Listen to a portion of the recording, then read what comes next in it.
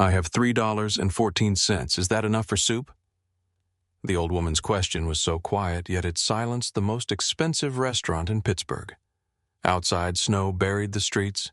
Inside, wealthy guests watched her soaked shoes, trembling hands, and coat too thin for the brutal winter. Some looked away. Others waited for security to remove her. But at the darkest table in the room, Adrian Vale stopped breathing. He was the man politicians feared criminals obeyed and decent people crossed the street to avoid. Yet one name on the woman's medical bracelet brought 13 years of buried guilt rushing back. This is not only a story about hunger, it is about forgotten promises, stolen lives, and whether a dangerous man can still choose mercy. Stay until the end, like the video and comment where you are watching from. She has not finished her soup. Adrian Vale said it quietly. The man from Silver Oaks stopped 3 steps inside Belafonte, snow melting across the shoulders of his dark coat. His smile remained in place, but something behind it changed. He had expected a frightened waitress, perhaps an embarrassed manager, maybe a room full of wealthy people eager to avoid a scene. He had not expected Adrian Vale. The old woman sat behind Adrian with both hands wrapped around her coffee cup. A few seconds earlier, the warmth had returned a little color to her face. Now her knuckles were white again. The newcomer removed one leather glove. "My name is Aaron Pike," he said. "I am a resident recovery coordinator with Silver Oaks. Mrs. Whitfield wandered away during the afternoon delivery period. We have been searching for her for hours." He reached into his coat and produced an identification card. Adrian did not look at it. "You recover property," Adrian said. "Not people." Pike gave a small, patient laugh. Poor choice of words. "Mrs. Whitfield is under our care. She has a documented history of cognitive decline, confusion, and unsafe behavior. In weather like this, she could have died." Nora lowered her face toward the table. Claire stood near the service counter, still holding the empty tray against her stomach. She watched Nora seem to shrink inside the thin brown coat. The change was so immediate that Claire almost doubted the woman she had seen minutes earlier. That Nora had looked tired, embarrassed, and cold, but there had been clarity in her eyes. She had counted every coin. She had understood every word spoken to her. She had even corrected the host when he suggested she had entered the wrong building. Now, beneath Pike's voice, she looked like someone who had learned that disagreement only made punishment worse. Pike took another step. "Mrs. Whitfield, please get your coat closed. We are going home." Nora's fingers tightened around the cup. "No." It was barely audible. Pike's expression did not change. "You are frightened and confused. I said no." The second answer came more clearly. Several diners turned in their chairs. Men who had spent the evening pretending not to notice Adrian were now watching him from the edges of their vision. Pike's voice softened. "This is exactly what the doctors warned us about. She believes people are trying to harm her. If you encourage these delusions, Mr. Vale, you are making her condition worse." Adrian looked at Nora. "Do you know where you are?" She swallowed. "Belafonte Restaurant, on the river, Pittsburgh. What day is it, Thursday?" "January 17th. "What did you order?" "I did not order anything. You ordered soup for me because your host was going to send me back into the snow." The host looked toward the floor. Adrian returned his attention to Pike. "She seems less confused than most people I meet." Pike's smile thinned. A few correct answers do not establish competency. Neither does a badge clipped to a coat. The room grew quieter. Pike glanced toward the entrance. The black sport utility vehicle remained at the curb with its engine running. A shadow moved behind the windshield. He lowered his voice. "I do not believe you understand the legal position here." Adrian took one step closer. "I understand that you walked into my restaurant and tried to remove a frightened woman who told you no. She is under court-approved guardianship. Then bring the order. I can have it delivered. Bring the doctor who examined her." Pike's jaw tightened. "That is not how this works.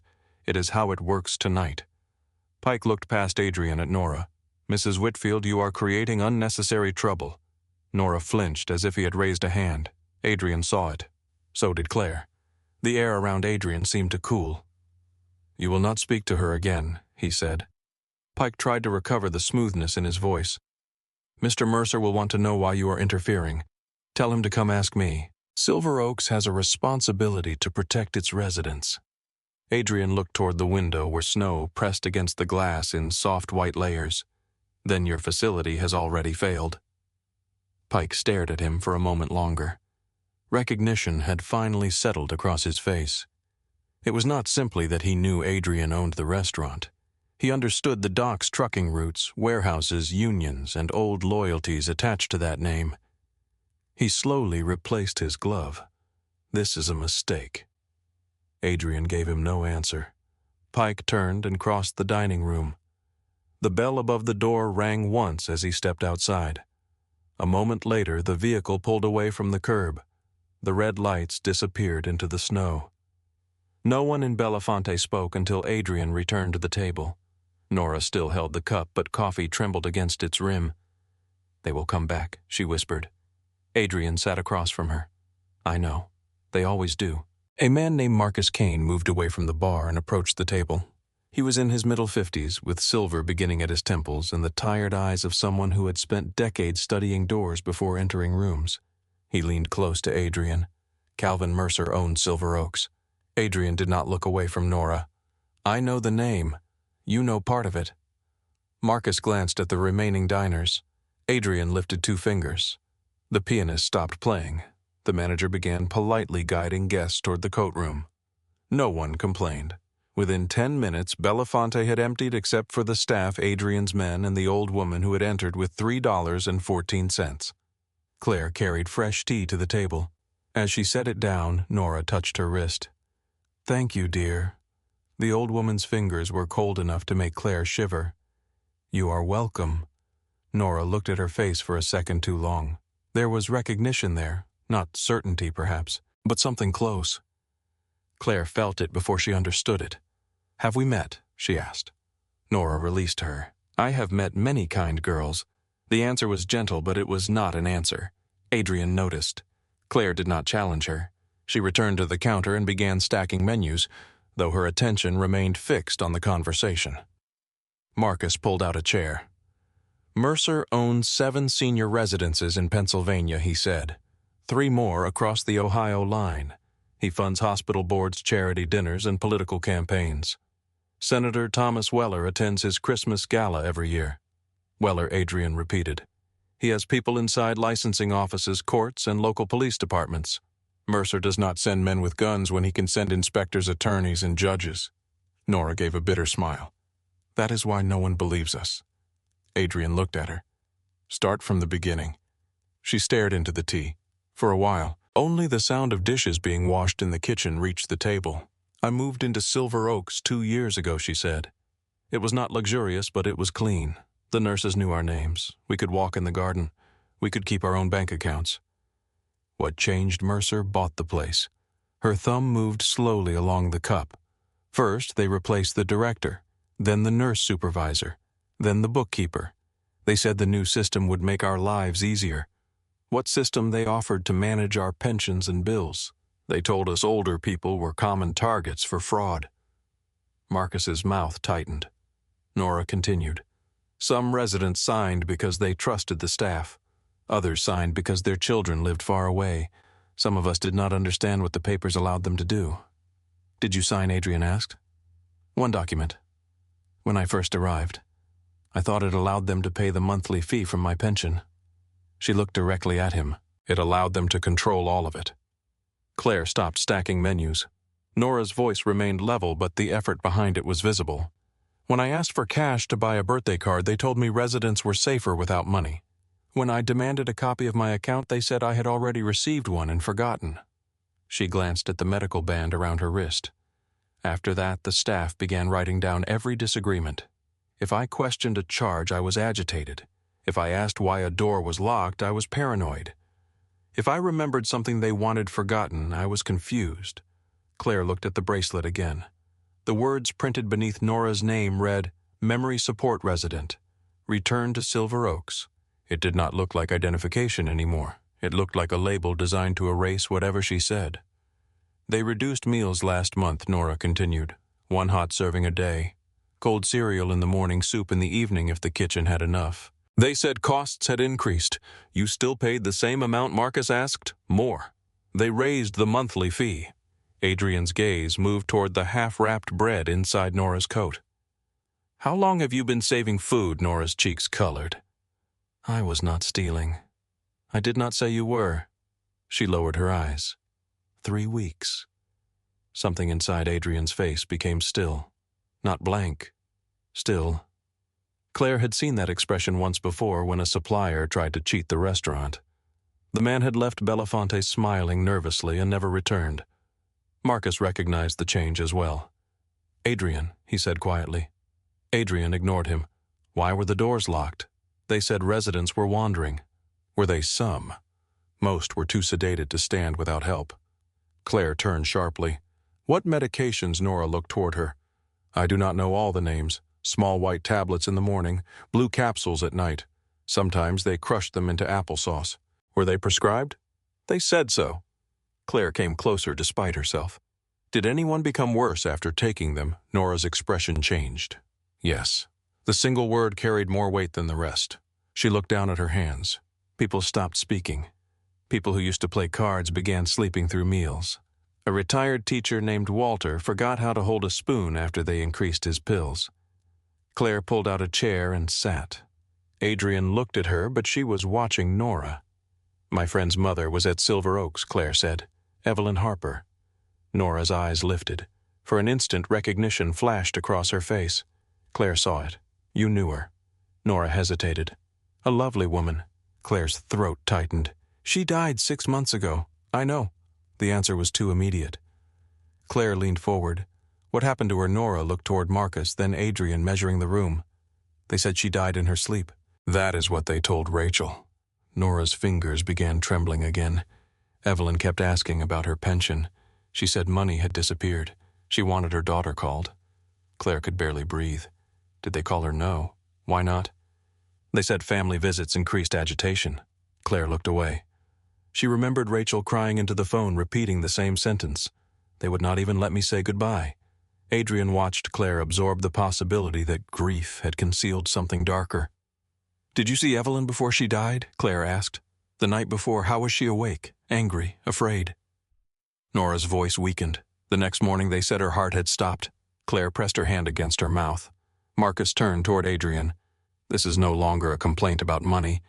Nora flinched. "I did not say they killed her." "You did not have to," Marcus replied.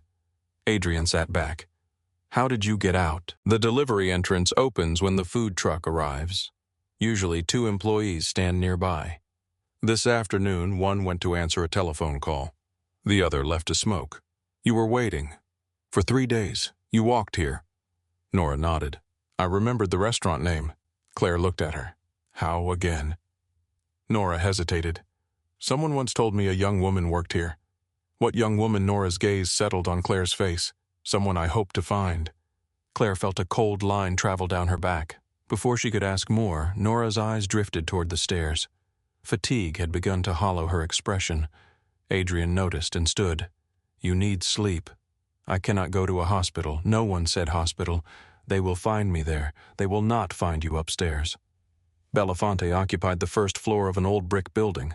Above it were offices, storage rooms, and 2 private suites used by Adrian's out-of-town associates. Marcus signaled to one of the men near the kitchen. "Prepare the east room." Nora remained seated. "I cannot pay for that either." Adrian picked up the 3 $1 bills, the dime, and the 4 pennies from the counter. He folded the bills around the coins and placed them carefully into her palm. "You are not paying tonight." Her fingers closed around the money. "People say that when they want something later." Adrian met her eyes. "What do you think I want? I do not know yet." A faint expression touched his face. Not amusement. Respect. That is an honest answer. He offered his hand. After a moment, Nora took it. Claire watched Adrian guide the old woman toward the stairs, adjusting his pace to match hers. The image disturbed her.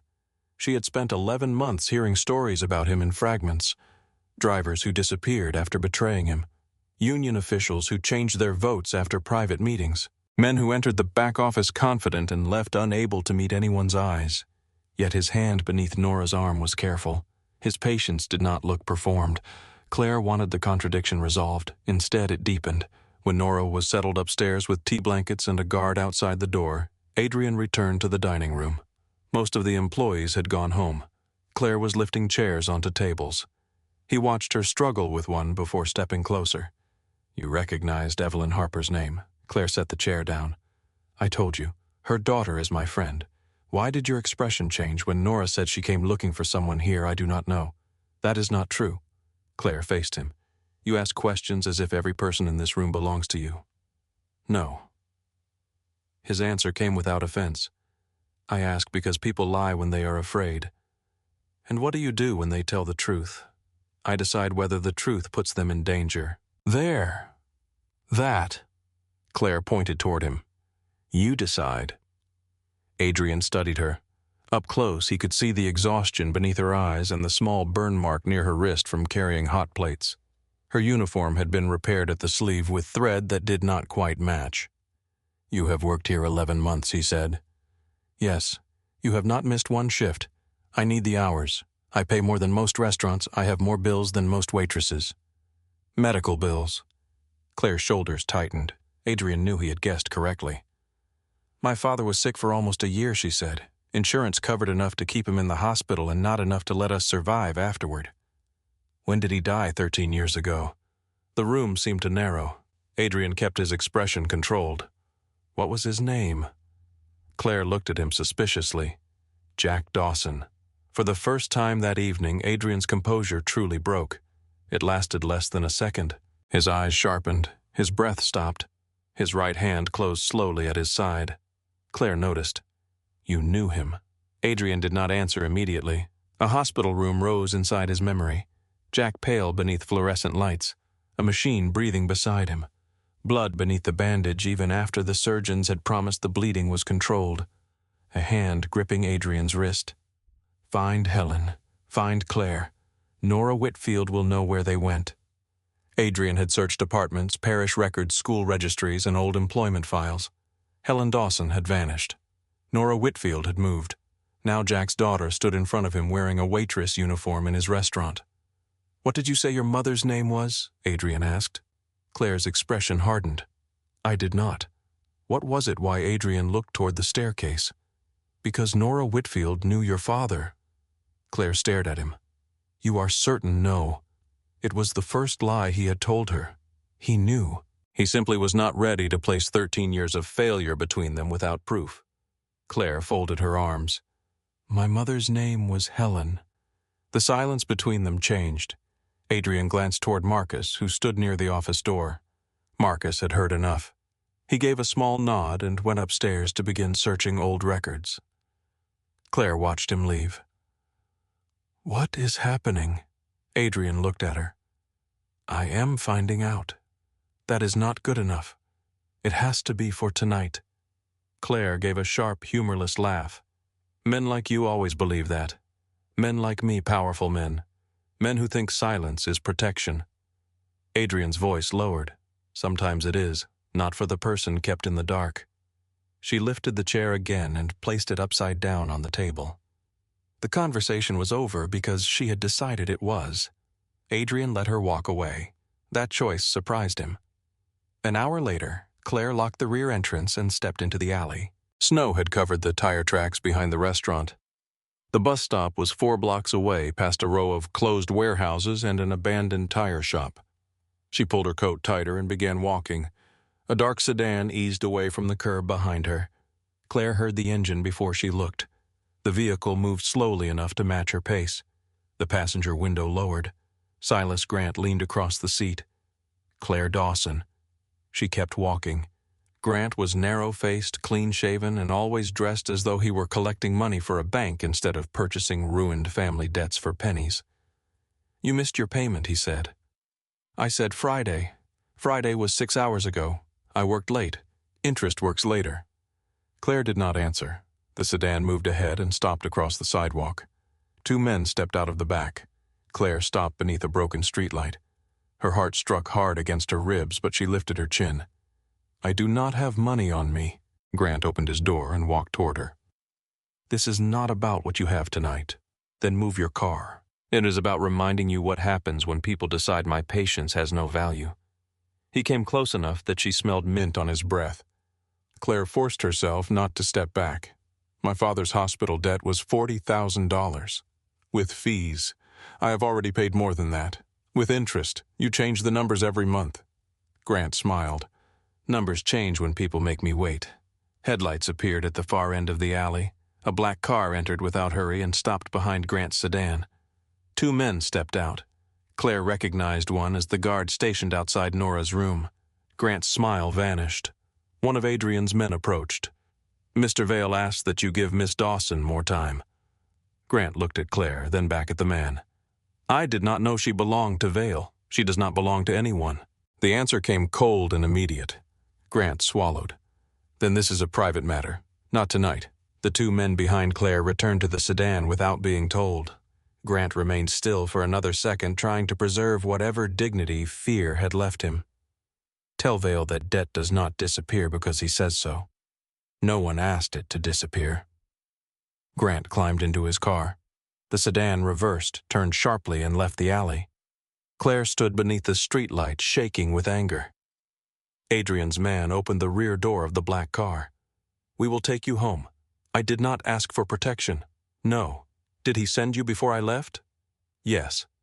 That answer angered her more than a lie would have. She looked back towards Belafonte. High above the restaurant, a light glowed behind the curtain of the East Room.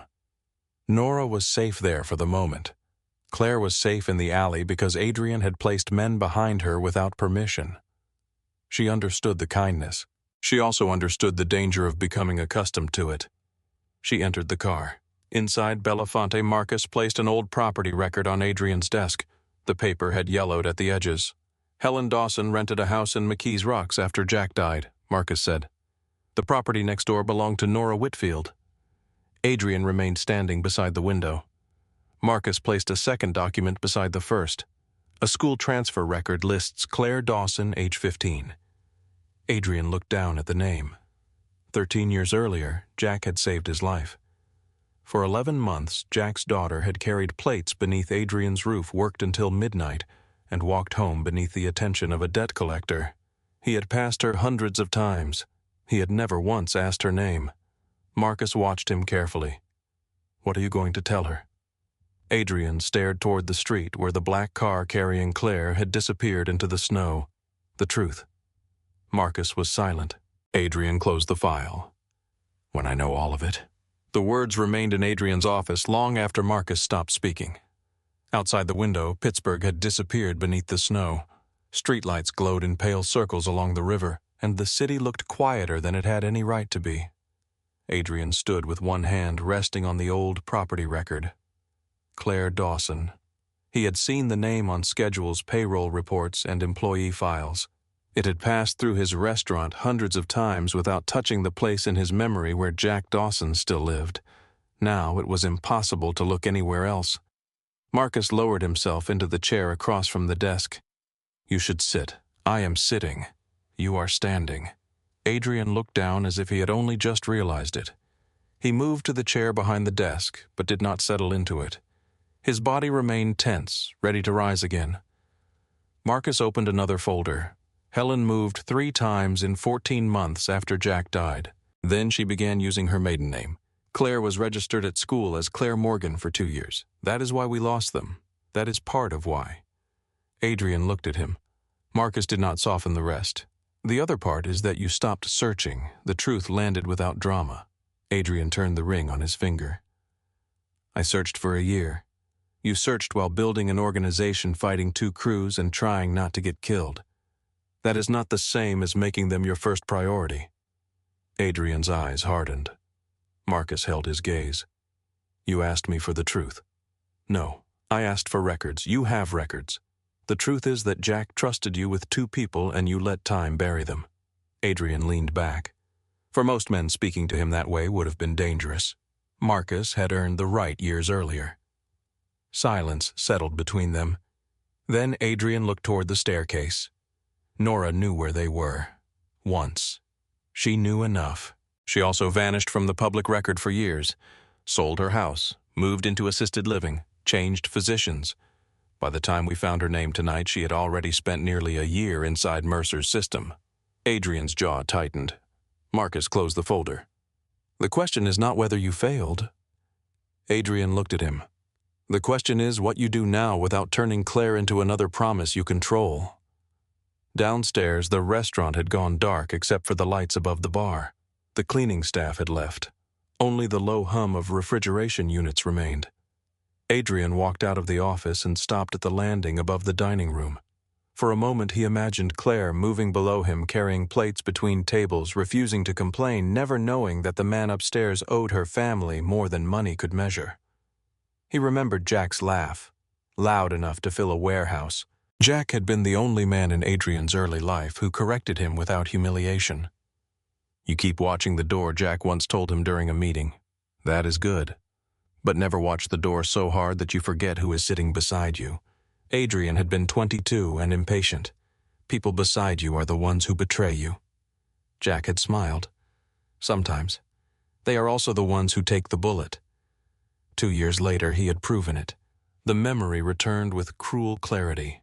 Rain on the harbor pavement, men stepping out between cargo containers, the first shot striking steel, Adrian turning too slowly, Jack crashing into him from the side, then the sound of a bullet entering flesh. Adrian closed his eyes. He had carried Jack behind a concrete barrier while blood soaked through both their coats. Jack had still tried to give instructions. Left side he had gasped. 2 men by the crane. Even while dying, he had been protecting Adrian. The black car returned shortly before 2 in the morning. Adrian watched from the upstairs window as Claire stepped out. She refused the driver's offered hand. She walked toward her apartment building without looking back. Only after the light appeared in a 3rd-floor window did Adrian move away. The following morning, Claire arrived for the lunch shift 10 minutes early. She entered through the kitchen, tied on her apron, and began checking the service stations. No one mentioned the men in the alley. No one mentioned Adrian. That silence angered her more than gossip would have. She was filling water pitchers when Adrian appeared in the doorway. The kitchen staff became very interested in their work. "Come upstairs," he said. Claire set the pitcher down. "I am working. Your section is not open yet. That does not mean I am available." A cook glanced toward the stove to hide his expression. Adrian waited. Claire looked at him. Something in his face had changed since the night before. The control remained, but there was strain beneath it. She untied her apron. 5 minutes. They went upstairs. Marcus was already inside the office. On the desk lay the old records, a hospital discharge summary, and a faded photograph. Claire stopped when she saw the photograph. Her father stood beside a loading dock wearing a heavy coat. He was younger than she remembered him, broad-shouldered and smiling toward someone outside the frame. Adrian stood beside him, also young, also smiling. Claire did not touch the photograph. "Where did you get this?" "It belonged to me," Adrian said. She looked at him. "You knew him?" "Yes." How Adrian glanced toward Marcus. Marcus rose. "I will be downstairs." When the door closed, Claire remained near the desk. Adrian did not ask her to sit. He knew she would refuse. "Your father worked near the river," he said. "My mother told me he supervised warehouse crews." That was part of what he did. What was the other part? Adrian held her gaze. He worked for men who moved things through the city without asking permission. Claire's expression became still. "You mean criminals, yes, and you were one of them." "Yes." The directness seemed to disturb her more than denial would have. She looked at the photograph again. "My father hated violence. He hated what violence did to people. That is not the same answer." "No." Claire's throat tightened. "How did he die?" Adrian felt the room narrowing around him. "He was shot." The color left her face. "No. He survived the wound for several months. The complications damaged his heart and lungs. That is why the hospital records described a prolonged illness. My mother said it was an infection. There was an infection. You are changing words to make a lie sound true. I am telling you what happened, 13 years late." Adrian accepted the blow. Claire picked up the photograph. Her fingers trembled against the paper.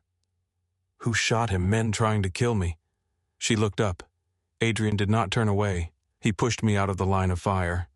The photograph slipped from Claire's hand and landed face down on the desk. "No. He saved my life." "Stop saying that. It is the truth. My father died because of you." The words struck harder because she did not raise her voice. Adrian stood motionless. Yes. Claire turned away. For several seconds she stared at the window. The river moved darkly beneath sheets of ice. When she spoke again, her voice was smaller. Did he know he was dying? Not at first. Were you there at the hospital? Did he ask about us every time he was awake? Claire closed her eyes. Adrian continued only because stopping would have been another form of cowardice. He made me promise to find you and your mother. She turned. And did you? I tried. You tried. For a year. 1 year. Your mother changed names and addresses. She was afraid of everyone connected to your father. She was right. Yes. The answer silenced her. Adrian placed the property records between them. I found this last night. Nora lived beside you in McKee's Rocks. Claire looked down. Nora. She knew your family. Claire remembered the old woman staring at her beside the service counter. The careful answer. I have met many kind girls. A childhood memory moved inside her. A small kitchen with yellow curtains, soup simmering on a stove, an elderly woman pretending she had made too much food. Claire gripped the edge of the desk. Mrs. Whitfield.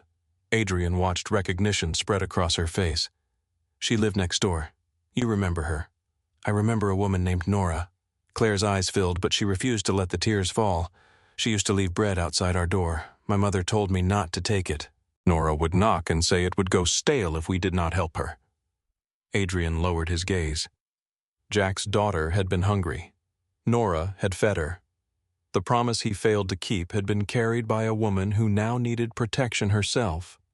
Claire picked up the photograph again. You had 13 years, I know. You built restaurants, companies, whatever else you built.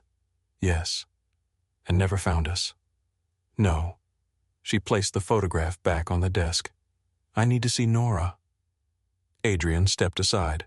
Claire left without another word. Nora was awake in the east room, sitting beneath a blanket with a cup of tea near the bed. Morning light revealed how thin she truly was. Claire stopped in the doorway. Nora looked at her. Neither woman spoke at first. Then Claire said the name she had not used since childhood. Mrs. Whitfield. Nora's face broke. Oh, Claire. The old woman opened her arms. Claire crossed the room and knelt beside the bed. Nora held her carefully, one hand against the back of Claire's head. For a few seconds, Claire was 15 again, hungry and frightened, breathing in the scent of flour and lavender soap. You knew me last night, Claire said. I hoped it was you. Why did you not say anything? I did not know who was listening. I did not know whether I had brought danger to your door. Claire sat back. You came here looking for me. Your mother wrote to me before she died. Claire's eyes sharpened. When 3 months ago? Nora reached toward the bedside table. Inside a folded handkerchief lay an envelope worn soft at the edges. Claire recognized her mother's handwriting. Nora handed it to her. Claire opened the letter slowly. Helen had written that Claire was working at a restaurant by the river. She wrote that her daughter was proud, exhausted, and still trying to pay debts that should never have belonged to her. She also wrote one sentence about Adrian Vale. If Nora ever needed help, Belafonte might contain a man who owed Jack more than he could repay. Claire read the sentence twice. My mother knew he was here. She knew enough. Why did she never tell me she wanted you away from that world? Claire folded the letter. So she lied about everything. She protected you with the only tools she had. Claire looked toward the door, and Adrian Nora's expression became thoughtful. He looks like a man who spent years convincing himself that regret was the same as punishment. That does not answer whether I should trust him. No one can answer that for you. Claire remained beside the bed for nearly an hour. Nora told her about the old neighborhood the afternoons after school and Helen's constant fear that someone from Jack's past would appear. She did not yet tell Claire everything about Silver Oaks. Some truths required proof before they could survive disbelief. Downstairs, Adrian and Marcus stood in the private dining room. Marcus placed several fresh reports on the table. The county guardianship file was sealed at 8 this morning. Adrian looked up. Who requested it? The judge's clerk will not say. The doctor left Pittsburgh last night, where his office says family emergency. Adrian's face hardened. Marcus continued. The state licensing database also removed 2 complaint records connected to Silver Oaks. All before noon. Yes. Adrian walked toward the window. Mercer knew where we would look. Marcus nodded. Someone heard us. Only 6 men had known the first steps of the investigation. Adrian trusted 5 of them enough to place weapons behind his back. The 6th was Ethan Cole. Ethan had joined the organization 4 years earlier. Intelligent, ambitious, and careful in public. Too careful. He had recently complained that Adrian was wasting resources on an old woman. Adrian did not accuse him. Suspicion was not evidence. He created 3 stories instead. To Vincent, he said a former Silver Oaks accountant had agreed to meet at a hotel near the airport. To Paul, he said a nurse with stolen records was hiding in Cleveland. To Ethan, he said Nora had mailed documents to St. Matthew's Church outside the city. Each man was told the information was secret. By nightfall, Marcus received a call from a priest at St. Matthew's. 2 strangers had entered the church office claiming to be investigators. They searched filing cabinets and threatened to volunteer. Adrian listened without expression. Ethan, Marcus said. Adrian turned the ring once around his finger. Watch him. You are not confronting him, not yet. Why? Because a man who sells one secret usually knows who is buying the next. At 4 that afternoon, Calvin Mercer began applying pressure openly. A city health inspector entered Belafonte carrying 3 anonymous complaints. A liquor licensing officer arrived 20 minutes later. Before either had finished, a fire marshal appeared and requested access to the kitchen and upper floors. Claire watched the officials move through the restaurant, measuring doorways, photographing storage rooms, and writing down minor violations that had existed for years without comment. The health inspector pointed to a cracked tile. This needs immediate replacement. The cook stared at him. That crack has been there since before I worked here. The inspector wrote another note. Adrian stood near the bar. He did not interfere. By 6 o'clock, Belafonte had received notice that its kitchen would close for 2 days pending repairs. Mercer called 10 minutes later. Adrian answered from his office. I hope the inspection was not too disruptive, Mercer said. You sound concerned. I care deeply about public safety. So deeply that you arranged 3 inspections in one afternoon. Mercer laughed softly. You give me too much credit. You took the old woman's money. Mrs. Whitfield's finances are managed according to court authority. You locked her inside. We protect vulnerable residents. You starved her. That accusation comes from a woman diagnosed with delusions. Adrian's hand tightened around the phone. Mercer continued. You are accustomed to rooms where fear settles arguments. This matter belongs to courts, medical boards, and government offices. In those rooms, your name does not frighten people. It discredits you. Adrian looked through the glass wall of the office. Claire was helping Nora down the stairs. Nora moved slowly, one hand on the railing. Claire stayed beside her without pulling. What do you want? Adrian asked. Return Mrs. Whitfield. No. Then I hope you enjoy the attention. The call ended. The court order arrived the following morning. It required Nora to return to Silver Oaks within 72 hours. Failure to comply could result in criminal charges for unlawful confinement and interference with a legal guardian. Marcus read the document twice. They built it well. Adrian stood beside him, the judge the same one who approved the original guardianship. Claire sat across the room with Nora. They cannot send her back. Marcus looked at her. On paper, Mercer has the right. She is sitting here telling you she does not want to go. Her competency has been challenged. By a doctor Mercer pays, we know that. Then prove it. We are trying. Claire stood. She will die there. Nora's face changed at the words. Adrian saw it. Not fear alone, recognition. He moved a chair in front of her and sat. Nora, she looked at him. Why is Mercer afraid of you? He is not afraid of me. He sent inspectors, sealed records, moved a doctor, and obtained a court order within 48 hours. Nora's hands folded tightly in her lap. He wants control. He already has legal control. Adrian leaned closer. He wants something you took. Claire looked between them. Nora remained silent. Adrian did not press harder. He simply waited. The old woman's eyes moved toward the windows, the doors, and the 2 men standing near the hallway. Then she reached inside her coat. Her fingers found a seam beneath the padded shoulder. She pulled the fabric apart. From inside came a thin ledger covered in faded blue cloth. Claire stared at it. Nora placed the book on the table. I was a court stenographer for 37 years, she said. I learned that people can argue with memories, but they have more trouble arguing with dates. She opened the cover. Every page contained tightly written names, numbers, and short notes. Adrian read the first entry. Marjorie Bell, admitted April 3rd, cognitively clear, owned residence in Squirrel Hill, guardianship approved June 12th, property sold August 1st, deceased August 9th. Nora turned the page. Walter Briggs, pension transferred, medication increased after refusal to sign property documents, still alive as of January 5th. Another page. Evelyn Harper. Claire stopped breathing. Nora touched the line with one finger. Your friend's mother. Claire sat down slowly. The entry listed Evelyn's pension, a disputed power of attorney, repeated requests to contact her daughter, and a medication increase 2 days before her death. She knew Claire whispered. Nora nodded. She knew money had been taken.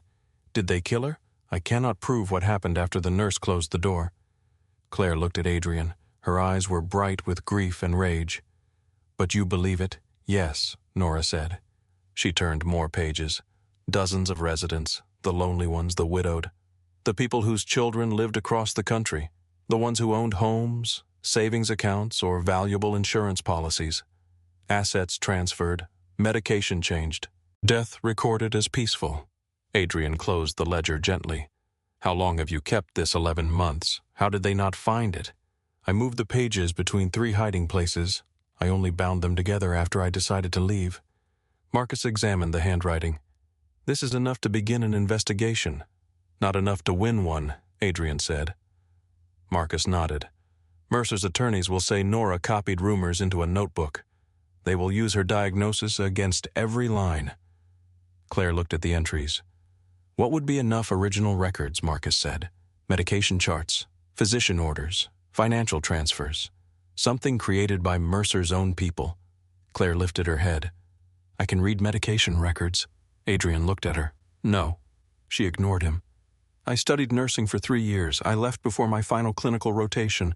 No, I know therapeutic ranges. I know when a dose makes no sense for a diagnosis. Adrian stood. You are not entering that facility.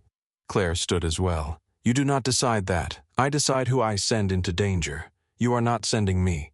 Her voice remained calm. I am choosing. Adrian stepped closer. Mercer knows your face. He has seen me once from across a restaurant. He knows your connection to Nora. Then we change my name. This is not a game. I know.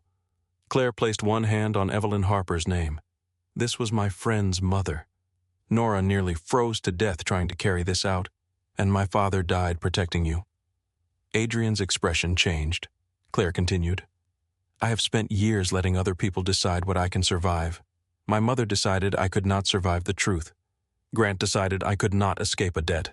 You decided I needed men following me home. They kept you safe. They also proved my point. Adrian's voice lowered. You could be killed. So could Nora. The room became still. Claire looked directly at him. You say you owe my father, then respect the person he died trying to protect. For the first time, Adrian had no answer ready. Marcus broke the silence. Silver Oaks hires temporary clerks through a staffing agency. Adrian turned toward him. Marcus continued. They are short-staffed. Their screening is careless because the night positions do not last. Claire looked at Adrian. I can get inside without stealing a nurse's identity. Use my training, change the surname, give me a temporary assignment. Adrian's face remained hard. Marcus spoke carefully. She does not need to remove records. She only needs to identify where they are and photograph enough to support an emergency warrant. No. Claire picked up her coat. Then find another person who can recognize a lethal medication pattern while pretending not to look. She walked toward the door. Adrian spoke behind her. Claire. She stopped, but did not turn. If you do this, you follow every instruction Marcus gives you. Now she looked back. I will follow instructions that keep people alive. Adrian held her gaze. No improvising. I will decide that when I am inside. His jaw tightened. Claire waited. Finally, Adrian said, You leave the moment something feels wrong. I leave when I have enough. They stood across the room from each other, anger and fear occupying the space between them. Then Adrian gave one slow nod. Claire returned it. Not obedience, agreement. Marcus opened the ledger again and began listing the names most likely to have matching files inside Silver Oaks. Nora reached for Claire's hand. Her fingers were cold, but her grip was steady. Adrian watched them from the end of the table. 13 years earlier, Jack Dawson had pushed him out of the path of a bullet. Now Jack's daughter was preparing to walk into a building controlled by men who made death look natural. Adrian looked at the court order lying beside the ledger. 72 hours. He turned to Marcus. Find the agency. Marcus closed the file. I already have. Marcus slid a folder across the table. Inside was a temporary staffing application under the name Claire Morgan, the surname she had briefly used as a teenager. Her education history was real. Her unfinished nursing training was real. Only the address and recent employment references had been changed. Claire read every line twice. Adrian stood beside the window with his back to the room. The shift begins at 8 tomorrow night, Marcus said. Silver Oaks requested someone with medication room experience. You will be assigned to the West Residential Wing. What security do they have? Claire asked. Cameras at the main entrances, hall intersections, and records corridor. 2 guards during the day, 1 after midnight. Adrian turned. 1 guard we know about. Claire looked at him. You agreed. I agreed because refusing would not stop you. That is not the same thing. No. His eyes settled on the folder in her hands. It is the only reason I am allowing this conversation to continue. Claire closed the file. You are still speaking as if I work for you. You do work for me, at Belafonte. And tomorrow night you walk into a place owned by a man who has already tried to take Nora back. Claire rose. Then tell me what I need to know. Adrian studied her for a long moment, then looked toward Marcus. Marcus placed a small phone on the table. It looks ordinary. Press the lower volume button 3 times and it sends your location to us. Hold it down for 5 seconds and it begins recording. Claire picked it up. No weapon. Adrian's expression hardened. You are not carrying a gun. I did not ask for one. Good. She slipped the phone into her coat. Nora sat at the other end of the table with the blue ledger open before her. Her finger rested on the name Walter Briggs. He may still be alive, she said. If he remembers me, tell him I got out. Claire looked at the entry. Retired teacher. Property transfer disputed. Medication increased after refusal to sign. Can I trust him? Nora's eyes lifted. He has survived by appearing weaker than he is. Claire nodded. Nora reached for her hand. You do not need to do this for me. I am not only doing it for you. I know. The old woman's fingers closed around Claire's. That is why I am afraid. The next evening, Silver Oaks rose from the snow like a building that had forgotten what warmth was. The main entrance was framed by white stone columns. Soft yellow light glowed behind tall windows. A bronze plaque near the door displayed the facility's name beside the words, Dignity, Comfort, and Care. Claire stood beneath the awning wearing blue medical scrubs under a dark winter coat. A plastic badge identified her as Claire Morgan. One of Adrian's cars waited 2 blocks away. Another moved slowly through the neighborhood before disappearing around the corner. Claire knew Adrian was inside the second car. He had not told her. He had not needed to. She entered the lobby. A young receptionist looked up from her computer. You are the agency clerk. Yes, you are late. Claire glanced at the clock. It was 7:53. I was told 8. The receptionist sighed. Sign here. No one asked for a second form of identification. No one called the agency. Claire signed the temporary staff sheet and followed a nurse through a set of locked doors. The public lobby smelled of polished wood and artificial lavender. The residential corridor smelled of bleach, old carpet, and something medicinal that settled bitterly at the back of Claire's throat. The nurse introduced herself as Beth Monroe. She was in her early 40s, with tired eyes and a permanent crease between her brows. You will help with chart supply requests and medication records, Beth said. Do not change anything without asking me. I understand. Do not discuss resident finances. All right. Do not call families unless a supervisor approves it. Claire looked toward her. Even during an emergency, especially during an emergency. They passed an elderly woman sitting alone beside an unlit window. The woman wore a hospital gown and 1 wool sock. Her other foot was bare. Claire slowed. Where is her other sock? Beth kept walking. Laundry. She looks cold. She removes everything we give her. The woman did not move. Her eyes remained fixed on the dark window. Claire followed Beth into the West Wing. Several residents sat in wheelchairs before a television. A comedy played loudly, but no one laughed. One man's chin rested against his chest. Another woman opened her eyes only when Claire passed directly in front of her. "How heavily are they medicated?" Claire asked. Beth stopped. For the first time, she looked at Claire with real attention. "You are from an agency?" "Yes." "Then do what the chart says. I was only asking." Beth lowered her voice. "Do what is written. Do not ask why it is written." Then she continued down the corridor. Claire stood still for 1 second before following. The first 2 hours passed slowly. She checked supply cabinets, entered blood pressure readings, and helped distribute evening medications. The records were kept both electronically and on paper. The electronic system required a supervisor code. The paper binder sat on a cart beside the nurse's station. Claire watched the medication pass carefully. Several residents received strong sedatives despite showing no agitation. One man received an opioid dose that seemed excessive for the mild arthritis listed on his chart. When Claire asked whether the dosage had recently changed, Beth gave her a warning look. The physician approved it. Which physician? Beth closed the binder. "You ask too many questions." Claire lowered her voice. "I am trying not to make a mistake." Beth looked toward the camera above the nurse's station. Then she leaned closer. "Mistakes here are whatever they say they are." She moved away before Claire could respond. At 10:30, Claire carried clean linens into room 214. Walter Briggs lay in bed beneath a thin blanket. His face looked smaller than the photograph Marcus had found, but the eyes were alert. Claire placed the sheets on a chair. "Mr. Briggs." He stared at the ceiling. She checked the hallway, then stepped closer. "Nora Whitfield asked me to tell you she got out." Walter did not move. For a moment, Claire thought Nora had been wrong. Then his eyes shifted toward her. "Did she take the blue book?" His voice was barely a breath. "Yes." Walter closed his eyes. "Thank God." Claire sat beside the bed. "My name is Claire. I know who you are." Her body stiffened. Walter opened his eyes again. "Nora showed me your mother's letter. Who else saw it?" "No one. Can you tell me what happened here?" Walter's gaze moved toward the door. "They ask you to sign papers after medication. What papers? Property transfers, powers of attorney, insurance changes. Did you sign no?" His mouth tightened. "So they increased my pills." Claire looked at the water cup beside his bed. "Do you know what they give you? Something white in the morning. Something blue at night." The same description Nora had given. Walter pushed his hand weakly across the blanket. "My daughter thinks I sold the house. Did you know? Will you say that to investigators?" Fear entered his face. "They will call me confused, then tell me something only you and your daughter would know." Walter stared at her. Claire waited.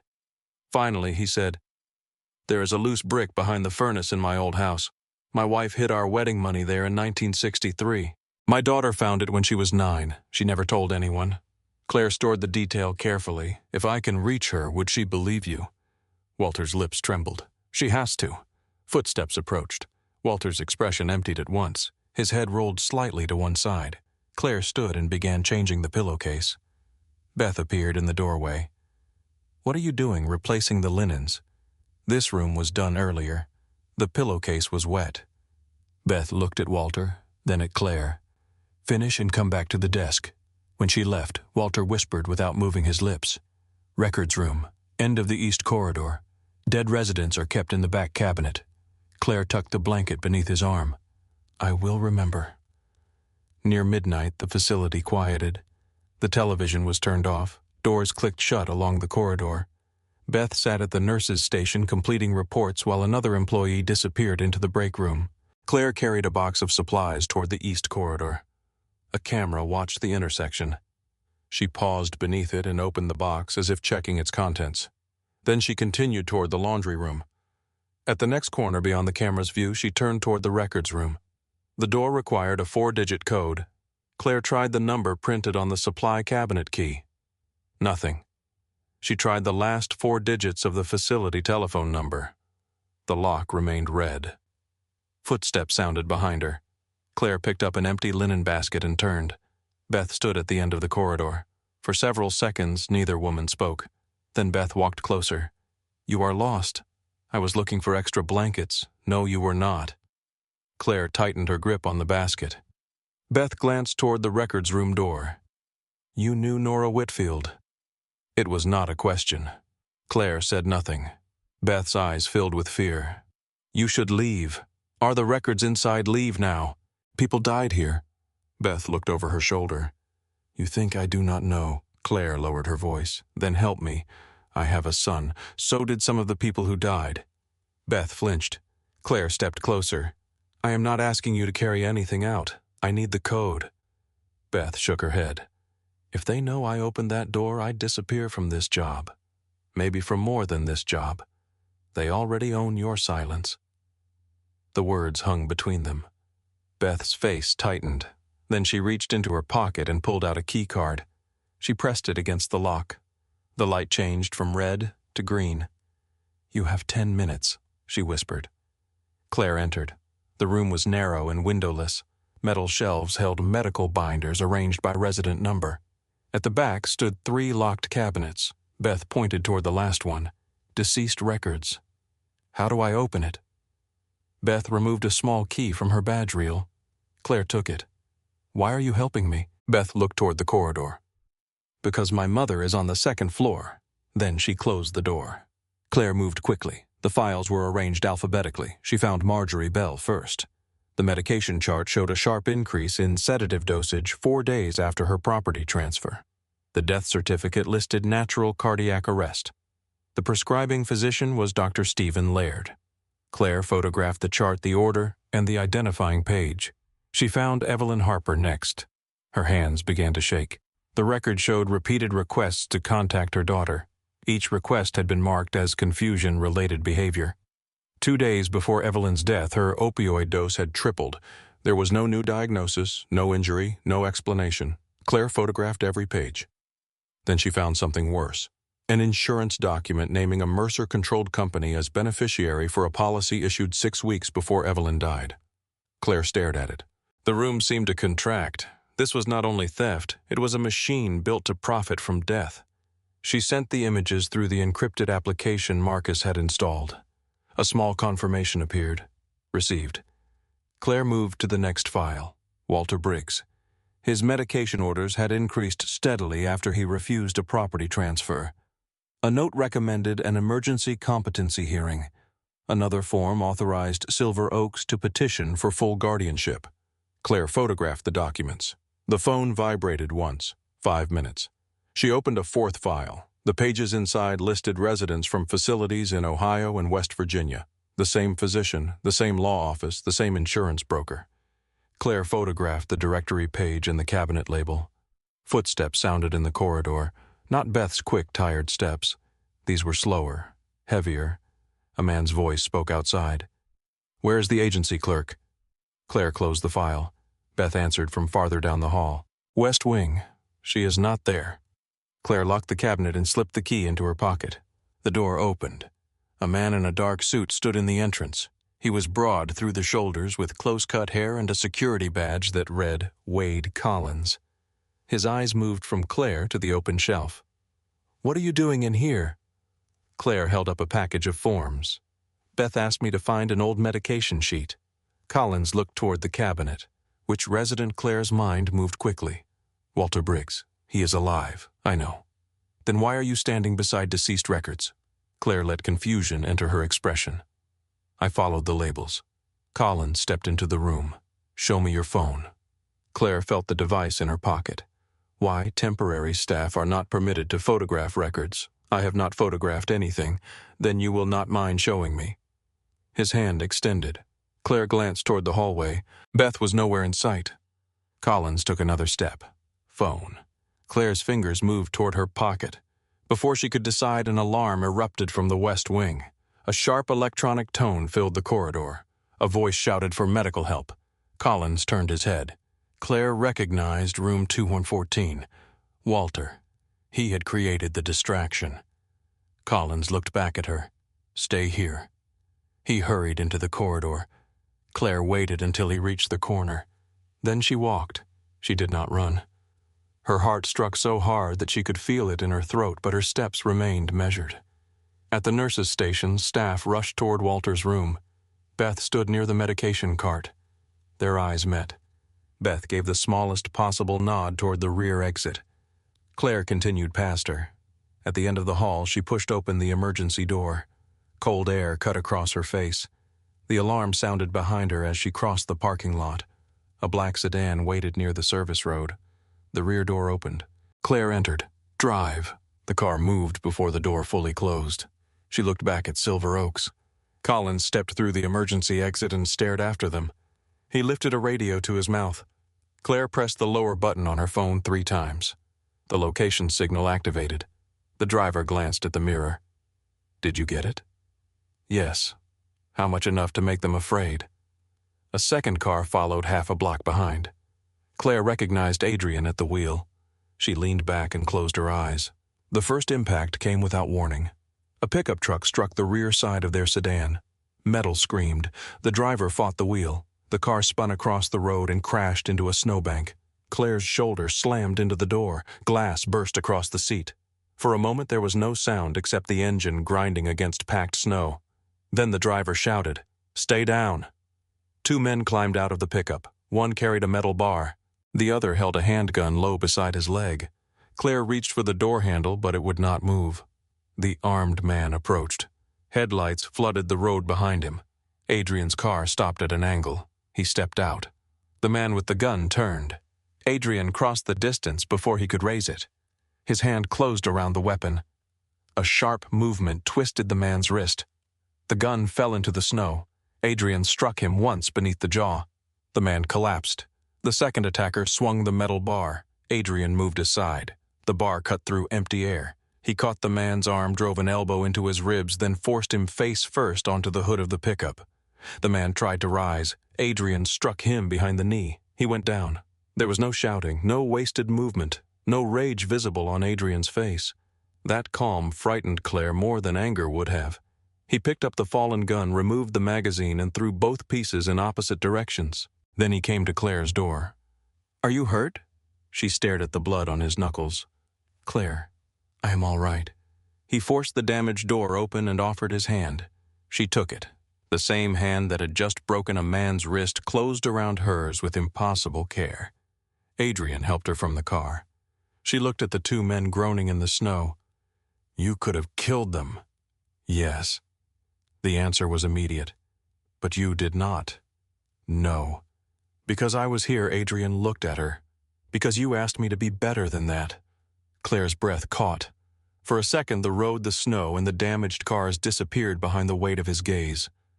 Then sirens sounded in the distance. Marcus had called local emergency services through a clean channel. Adrian guided Claire toward the second car. She pulled her hand away. He noticed. Neither of them spoke during the drive back. At Belafonte, Claire stood before the fireplace in Adrian's office while Marcus copied the photographs from her phone. Adrian washed the blood from his hands at a small sink. Claire watched the water turn pink. "You did not hesitate," she said. He shut off the faucet. "No, have you done that many times?" "Yes." She looked away. Adrian dried his hands. "I will not lie to make you comfortable. I do not want comfort." "What do you want?" Claire turned toward him. "I want those 2 versions of you to make sense." "What 2 versions?" The man who held Nora's arm as if she might break, and the man who put someone into the road without changing his expression. They are the same man. That is what frightens me. Adrian remained still. Claire's voice softened. "I feel safer when you are near." He looked at her. "And I hate that I feel it. You should. Do not tell me what I should feel. I am telling you that safety around me has a cost, does it? Yes." "What is it?" Adrian looked at his bruised hand. "Eventually you see what I had to become to provide it." Claire stepped closer. Had to become. The words challenged him. He met her eyes. Chose to become. The honesty left no easy place for her anger. They stood close enough for Claire to feel the heat from his body. Adrian lifted one hand, then stopped before touching her face. He waited. Claire did not move away. A door slammed downstairs. Footsteps struck the staircase. Marcus entered with his face drained of color. "Adrian." Something in his voice separated them. What happened? Marcus looked at Claire, then back at Adrian. "Nora is gone." The room became silent. Adrian's hand lowered. "What do you mean, gone?" The guard outside her room was found unconscious in the service stairwell. The camera feed was disabled for 19 minutes. Claire's face went cold. "No." Marcus placed a printed schedule on the desk. They knew the exact guard rotation. Adrian looked at the page. Only a small number of people had seen it. Marcus spoke quietly. "The thin period tonight was the final piece of information you gave, Ethan." Adrian walked out of the office. Downstairs, men had gathered near the bar. Ethan Cole entered through the front door, brushing snow from his coat. He stopped when he saw everyone facing him. For 1 second, panic appeared in his eyes. Then it vanished behind confusion. What happened? Adrian crossed the dining room. Ethan took 1 step back. Boss Adrian placed the photograph of St. Matthew's Church on the bar, then the guard schedule, then the report showing the disabled camera. Ethan looked at each item. His face collapsed. "Where is she?" Adrian asked. "I do not know." Adrian moved closer. "Where is Nora? I only gave them the schedule." Claire came down the stairs behind Marcus. Ethan saw her. They said they only wanted the ledger. Adrian seized him by the collar and drove him against the bar. Glasses fell and shattered. Ethan struggled for breath. "Where I heard Beaver County." Adrian's grip tightened. "Where in Beaver County? An old Silver Oaks building. It closed 3 years ago. Address." "I do not know." Adrian drew back his fist. Claire spoke. "Adrian." He froze. Ethan's face had begun to turn red. Claire stepped closer. "If you kill him, we lose his testimony." Adrian looked at her. "He gave Nora to Mercer, and he can help us bring Mercer down." For several seconds, Adrian did not move. Then he released Ethan. Ethan collapsed against the bar, coughing. "Record everything Adrian told Marcus. Every payment, every name, every message." Marcus signaled to 2 men. They pulled Ethan into a chair. Claire took out her phone. "The photographs show facilities in Pennsylvania, Ohio, and West Virginia. The insurance policies cross state lines." Marcus understood first. "Federal jurisdiction." Claire nodded. "Healthcare fraud, insurance fraud, conspiracy, and now kidnapping." Adrian looked toward the dark staircase where Nora's room stood empty. Marcus reached for a secure telephone. "I know an assistant United States attorney who has been following Mercer's billing companies." "Call him," Adrian said. "At this hour, call him." Marcus dialed. Adrian turned to the men near the door. "Find the abandoned facility. Check every road fuel station, warehouse camera, and private garage between here and Beaver County." The room moved at once. Phones appeared. Engines started outside. Claire watched Adrian stand at the center of the activity, his bruised hand hanging at his side. He looked at her. This time he did not order her to remain behind. He picked up a protective vest from a cabinet and placed it on the table between them. Claire took it. Marcus raised one hand from the telephone. "The prosecutor is listening." Adrian turned toward him. On the bar, Ethan began giving the address fragments he could remember. Outside, snow swept across Pittsburgh as men on both sides of the law began searching the same dark roads. Marcus remained on the secure telephone with Assistant United States Attorney Daniel Ross while Adrian's people worked from every direction. Truck drivers checked private loading yards. Bartenders called night managers. Men who knew every service road along the Ohio River contacted guards, mechanics, and toll workers. No one asked why Adrian Vale needed the information. They only understood the urgency in his voice. Claire stood beside the bar wearing the protective vest Adrian had placed before her. It felt heavy across her ribs. Her shoulder still ached from the crash, but she refused to sit. Ethan remained in the chair beneath the watch of 2 men. A recorder rested on the bar in front of him. Marcus covered the telephone and looked at Ethan. "Start again, from the beginning." Ethan swallowed. "Mercer contacted me 3 months ago. How a man named Collins approached me outside a casino." Wade Collins. Ethan nodded.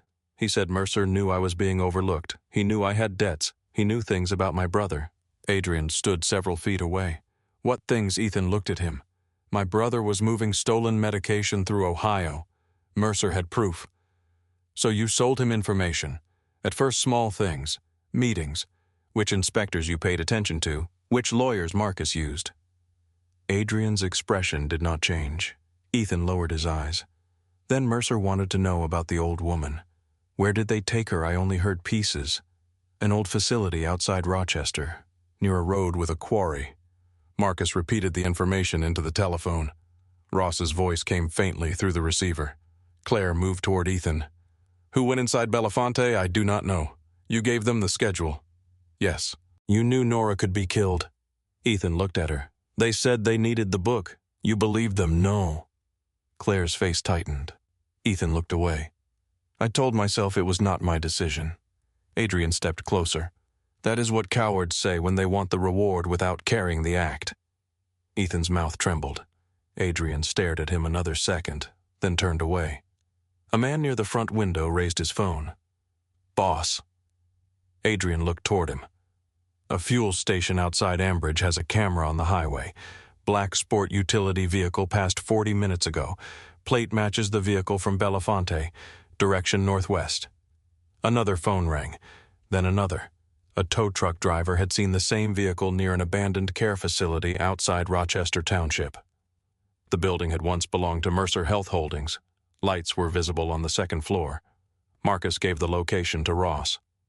We have federal agents moving from Pittsburgh, Ross said through the telephone. State tactical units are farther away. I need you to understand something, Vale. You do not enter that building before my people arrive. Adrian took the phone. They may already be preparing to kill her. If you turn this into a private execution, every piece of evidence becomes harder to protect. You are worried about evidence. I am worried about keeping your witness alive and making the case survive court. Adrian looked at Claire. She held his gaze. Ross continued. Your people can confirm the location and watch the exits. No entry unless there is immediate danger. Adrian's voice went cold. How do you define immediate a gunshot?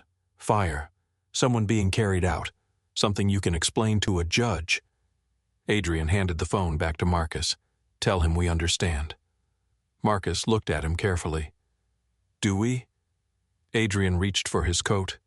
We understand. The convoy left Belafonte 10 minutes later. Adrian rode in the first vehicle with Marcus. Claire sat in the rear seat with a medical bag beside her. No one suggested that she remain behind. The city thinned around them. Brick row houses gave way to industrial lots, frozen fields, and dark hills. Snow covered the road faster than the plows could clear it. Claire watched Adrian from the back seat. He stared ahead without speaking. His bruised hand rested on his knee. She remembered the violence beside the road, the speed of it, the emptiness in his face. Now she saw something different. Fear. It did not make him smaller. It made him human. Nora believed you would protect her, Claire said. Adrian did not turn. She believed you would. She came looking for you. She came looking for both of us. The answer left no room for him to hide behind duty. Claire looked through the windshield. Do not make me watch you become Mercer tonight. Marcus glanced toward Adrian. Adrian remained silent for several seconds. Then he said, I will not. They reached the abandoned facility shortly after 3 in the morning.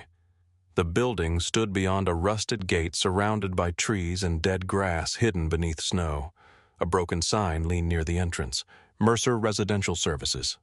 The lower windows were boarded. Light glowed faintly on the second floor. 2 vehicles were parked near a service entrance. One was the black sport utility vehicle. The other belonged to Captain Robert Hale. Adrian's men had already positioned themselves along the tree line. One approached the car. 4 men visible inside. Maybe 5. One near the rear door. One watching the front corridor. We saw someone in a white coat on the second floor, Nora Adrian asked. No clear view. A dark vehicle arrived behind them without headlights. Then another. Federal agents stepped out wearing heavy coats over tactical equipment. A tall man approached Marcus and displayed credentials. Special Agent Laura Bennett. Marcus introduced Adrian and Claire. Bennett looked directly at Adrian. My instructions are clear. Your people stay outside. They located the building, and I appreciate it. Her tone suggested that appreciation had limits. Adrian looked toward the upper window. A shadow moved behind the curtain. Claire opened the medical bag. If Nora has been sedated, I need to reach her quickly. Bennett nodded. You stay with the medical team until the building is secure. Claire looked at Adrian. He did not object. An agent raised a hand. Movement near the rear exit. Everyone turned. A man stepped outside carrying a plastic container. He emptied liquid onto a pile of files near the wall. Gasoline. Another man appeared behind him with a lighter. Agent Bennett spoke into her radio. "We have destruction of evidence. Move." The night broke open. Agents crossed the snow toward the building. The man with the lighter turned. He dropped it and reached beneath his coat. An agent shouted for him to show his hands. The man pulled a weapon. 2 shots struck the snow near his feet. He fell backward and released the gun. The second man ran inside. Adrian moved forward. Bennett caught his arm. "Stay here." A scream came from the second floor. Claire recognized Nora's voice. Adrian pulled free. "That is immediate." He ran toward the service entrance. Bennett swore and followed with 2 agents. Marcus stayed beside Claire. "You heard her?" Claire gripped the medical bag. "I am going in, not yet." Another scream cut through the building. Claire moved. Marcus could have stopped her. He did not. Inside the abandoned facility smelled of damp plaster mold and disinfectant. Emergency lights cast weak red shadows along the corridor. Agents moved room by room. Adrian reached the stairwell. A man appeared above him holding a metal pipe. The man swung downward. Adrian caught the railing and moved aside. The pipe struck concrete. Adrian drove his shoulder into the man's body and pushed him against the wall. The man raised the pipe again. Adrian struck his wrist. The pipe fell. He hit the man once in the stomach, then forced him face down onto the landing. An agent secured him. Adrian continued upward. On the second floor, a door stood open at the end of the corridor. Light spilled across the floor. Nora lay on an old hospital bed with her wrists tied to the rails. Her coat had been torn open. Calvin Mercer stood beside her, searching the lining. A physician in a white coat held a syringe. Captain Hale watched from near the window. Wade Collins stood by the door with a handgun. Adrian entered the corridor. Collins raised the weapon. "Stop." Adrian did not. Collins aimed at his chest. Claire appeared at the stairwell behind the agents. Collins saw her. His weapon shifted. Adrian moved. He struck Collins's arm before the shot broke. The bullet entered the ceiling. Adrian drove Collins into the wall. The gun fell. Collins reached for a knife. Adrian trapped his wrist and forced him to the floor. His hand closed around Collins's throat. Collins clawed at his sleeve. Adrian's grip tightened. Then Claire spoke. "Adrian." He looked toward her. She did not tell him to stop. She did not need to. Adrian released Collins and stepped back. Federal agents secured him. Agent Bennett entered with her weapon raised. Everyone away from the bed. The physician dropped the syringe. Mercer lifted both hands. "There has been a misunderstanding." Captain Hale removed his weapon slowly and placed it on the floor. "I am a police officer." Bennett looked at him. "You are a police officer standing beside a restrained witness while a physician prepares an injection. I was conducting an investigation." Mercer turned toward him. Hale ignored him. "I have been gathering evidence against Mercer for months." Bennett gave a humorless smile. "Then you will be happy to explain the payments from Mercer Medical Consulting to your wife's company." Hale's face changed. Mercer stared at him. "What did you do?" Hale looked at the federal agents, the open door, and the men in restraints. He understood that the structure protecting him had already begun to collapse. "I can give you Weller," he said. Mercer's calm expression cracked. "You coward." Hale looked at him. "You were going to let me take the charge. I paid you to prevent charges." Agents pulled Hale away. Claire reached Nora. The old woman's eyelids fluttered. Her breathing was shallow. Claire checked her pulse. "Nora, can you hear me?" Nora's lips moved. Claire leaned closer. "They wanted the book." "It is safe. I told them it was at the restaurant." "You did well." The physician spoke quickly. "I gave her only a mild sedative." Claire picked up the discarded syringe without touching the needle. "This is not a mild sedative." The physician looked away. Claire checked Nora's pupils and breathing. "She needs oxygen and cardiac monitoring." The federal medical team entered with a stretcher. Claire began cutting the restraints. Across the room, Mercer tried to move toward the exit. Adrian blocked him. For several seconds, the 2 men faced each other. Mercer's suit remained perfect except for one torn cuff. Even now, he carried himself like a man who expected the room to return to his control. "You brought federal agents into your own world," Mercer said. Adrian said nothing. "You think they will leave you untouched?" Dr. Mercer studied him. Then why Adrian looked toward Nora. Claire was lifting the old woman's head while an agent placed an oxygen mask over her face. "Because you chose people no one would defend." Mercer smiled faintly. So did you. Adrian's face hardened. We are not different, Vale. We both built power from fear.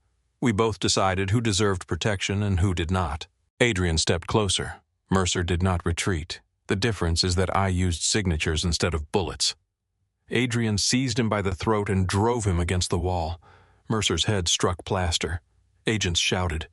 Adrian heard none of them. He saw Jack on the harbor pavement. He saw Claire beneath the broken streetlight. He saw Nora holding $3.14 in a trembling hand. Mercer struggled to breathe. You know I am right, he whispered. Adrian's fingers tightened. Claire's voice crossed the room. Adrian! He looked at her. She stood beside Nora's stretcher. There was fear in her face, but she did not move away from him. Adrian released Mercer. Mercer slid against the wall, coughing. Adrian stepped back. You are going to court, he said. You are going to hear every name in that ledger. You are going to live long enough to remember them. Agent Bennett placed handcuffs on Mercer. His composure finally disappeared. I want my attorney. You can ask for one after you stop talking, Bennett said. I know Senator Weller. Bennett tightened the cuffs. So do we. Mercer was led into the corridor. As he passed Hale, the two men looked at each other. Years of shared money threats and protection had been reduced to fear. Hale spoke first. I will tell them everything. Mercer lunged toward him. Agents pulled them apart. For the first time, Claire saw Mercer without the polished smile. He looked ordinary. Not harmless, only ordinary. That made him more terrible. He had destroyed lives without ever believing he needed to become a monster to do it. Nora opened her eyes as the stretcher reached the corridor. Her gaze moved across the faces above her. Then she found Claire. I knew you would come, she whispered. Claire took her hand. You came for me first. Nora's fingers tightened weakly. I came looking for a girl. Claire leaned closer. Nora looked at her with tired pride. I found the woman. Claire lowered her head and pressed Nora's hand against her cheek. Adrian stood several feet away. Nora's eyes moved toward him. You did not kill him. No. Good. Her eyes closed again. Claire walked beside the stretcher as the medical team carried Nora outside. Federal agents searched the building until dawn. They found boxes of medical records, insurance policies, property transfers, forged signatures, and medication logs prepared for destruction. In a locked office, they discovered files from facilities in Pennsylvania, Ohio, and West Virginia. Each folder repeated the same pattern: a resident with assets, a competency evaluation, a guardianship petition, a transfer of money or property, a sudden decline, a quiet death. By sunrise, Calvin Mercer Wade Collins, Captain Hale, the physician, and 3 facility employees were in federal custody. Ethan's recorded confession was delivered to the agents. Walter Briggs's daughter was contacted. She confirmed the hidden money behind the furnace brick and agreed to speak with investigators. Beth Monroe entered protective custody with her mother. Silver Oaks facilities were placed under emergency supervision. Residents were examined by independent doctors. Families received calls they had been denied for months. The system did not collapse in a single morning, but it could no longer pretend nothing had happened. Nora remained in the hospital for 4 days. Claire stayed beside her whenever she was not meeting investigators. Adrian visited only after Claire told him he could. He stood near the hospital room door while Nora slept. Claire sat beside the window holding her father's photograph. You said you would tell me everything, she said. Adrian closed the door.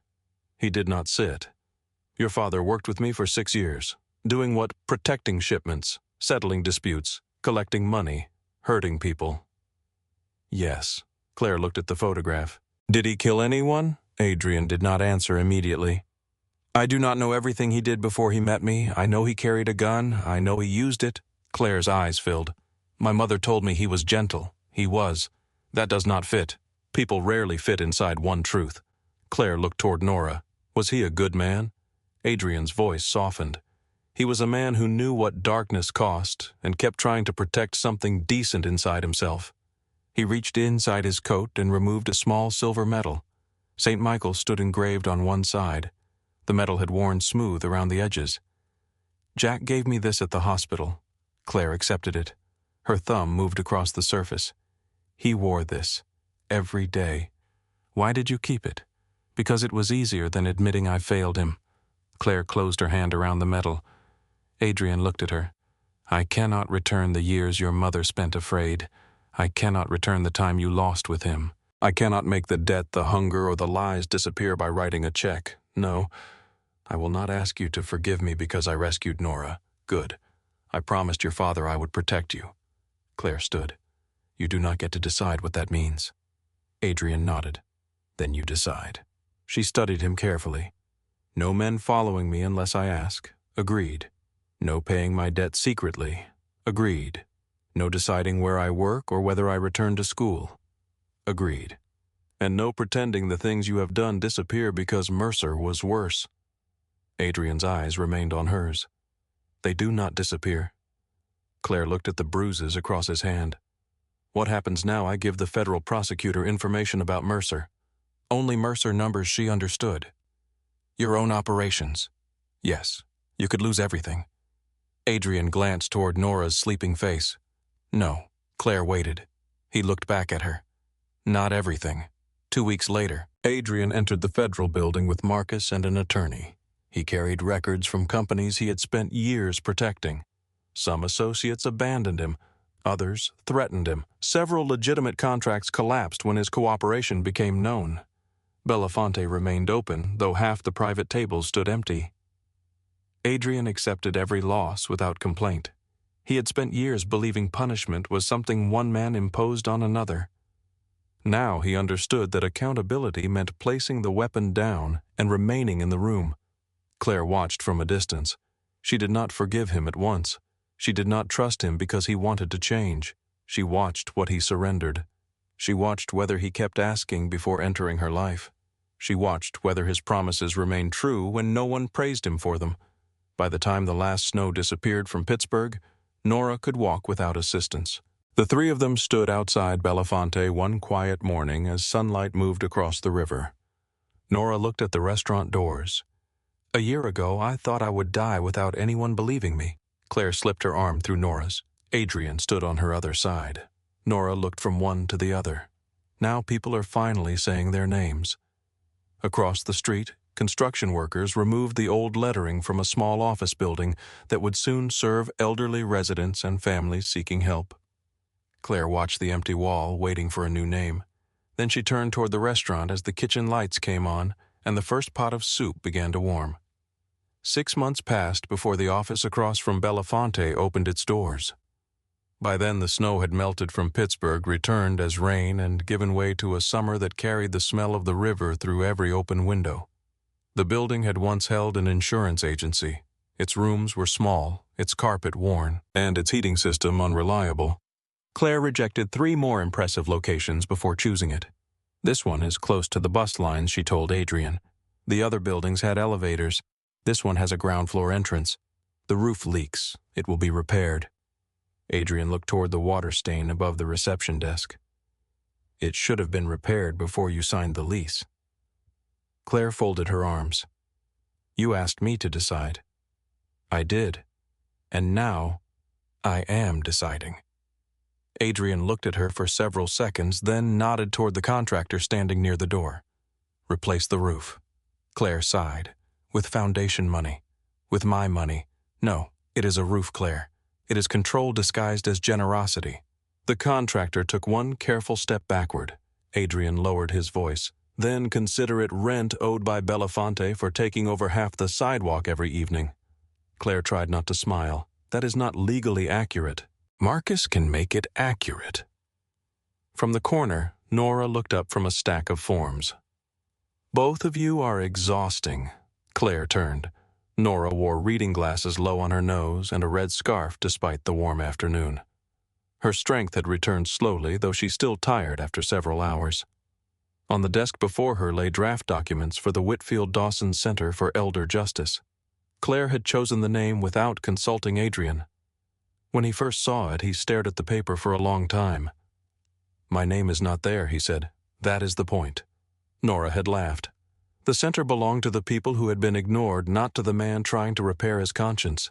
Its first staff included 2 attorneys, a retired social worker, a nurse, and a financial investigator who had spent 20 years tracing fraud for a bank. Beth Monroe joined 3 weeks later. Her testimony had helped federal agents understand how Mercer's facilities altered medication records and isolated residents from their families. She had nearly lost her nursing license for remaining silent, but investigators recognized that Mercer had threatened both her and her mother. Claire did not excuse what Beth had failed to do. She also understood what fear could make people tolerate. Beth became the center's director of care investigations. Her first rule was written on a card beside every telephone. A resident asking for family is never a behavioral problem. The center opened quietly. There was no ribbon, no politician, and no press conference. At 9 in the morning, Nora unlocked the door. At 9:12, the first visitor arrived. He was a thin man named George Patterson, whose sister lived in a facility outside Erie. Her calls had stopped after a court-appointed guardian took control of her house.